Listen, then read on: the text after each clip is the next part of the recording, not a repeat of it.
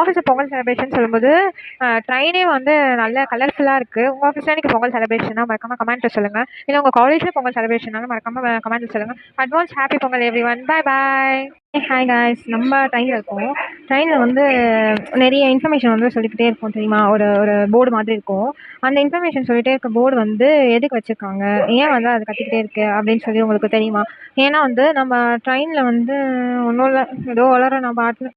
நம்ம train book பண்ண போன இடம் தான் தாம்பரம். தாம்பரம்ல நார்மலாக வந்து கீழே டிக்கெட் புக்கிங், மேலே டிக்கெட் புக்கிங் இருக்கும். பட் வந்து அது என்னன்னா, டுடே நம்ம போகிறதுக்கான டிக்கெட் எடுக்கிறது மட்டுமே தவிர்த்து இது மாதிரி வந்து புக் பண்ணுறது கிடையாது. புக் பண்ணுறதுக்கு வந்து முன்பதிவு அப்படின்றது வந்து இந்த சைடு தனியாக இருக்குது.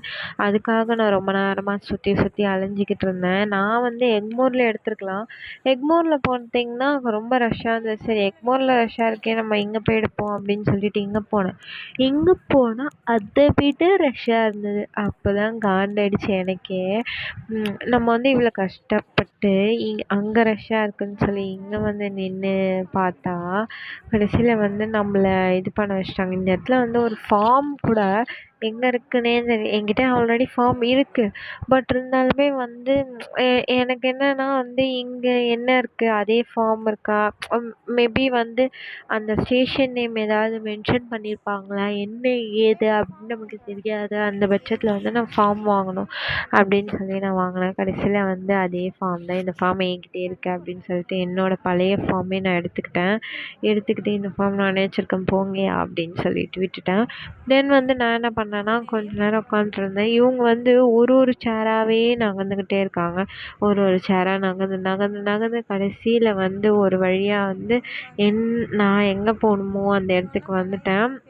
அங்கே பார்த்தீங்கன்னா 3 கவுண்ட்ரு இருக்குது. அந்த 3 கவுண்ட்ருலையுமே வந்து ஒரு பர்சனுமே ஒரு ஒரு ஆல்மோஸ்ட் 15 மினிட்ஸுன்ற மாதிரி நின்றுட்டுருக்காங்க. நான் 15 மினிட்ஸாக என்னடா பேசுவீங்க, இது மாதிரி ஃபில் பண்ணி வச்சுருக்கேன், அவன் அங்கே போட போகிறான், புக் பண்ண போகிறான், கேஷ் பே பண்ண போகிறான், வரப்போகிறான் அப்படின்னு நான் நினச்சிக்கிட்டு இருந்தேன். பட் வந்து இருக்குது அதெல்லாம் வந்து நம்ம நினப்பு மட்டும்தான் அப்படின்றத வந்து இவங்க நிரூபிச்சிட்டாங்க. நான் வந்து என் ஃப்ரெண்டோட பேண்டையும் எடுத்து என் கையில் போட்டுக்கிட்டு நல்லா இருக்கா அப்படின்னு சொல்லி கொஞ்ச நேரம் போர் அடிக்குது அப்படின்னு சொல்லி விளையாடிக்கிட்டு இருந்தேன். எவ்வளோ நேரம் தாங்க உட்காந்து போவாங்க. ஆல்மோஸ்ட் வந்து நான் 12 o'clock அந்த இடத்துக்கு ரீச் ஆனேன்.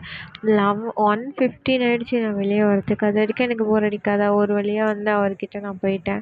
அவர்கிட்ட போயிட்டு நான் எல்லாமே டிக்கெட்லாம் சொல்லிட்டு அவர் என்ன ஜிபே பண்ண அப்படின்னு சொன்னார். ஜிபே பண்ணால் ஜிபே ஃபெயிலுன்னு வருது. அடப்போய் எவ்வளோ நேரமாக 2 வாட்டி நான் ஜிபே பண்ணிக்கிட்டே இருக்கேன், ஜிபே ஃபெயில் அப்படின்னு வருது. எனக்கு காண்டாயிடுச்சு. எனக்கு ஒரு பக்கம் பயமாயிடுச்சு.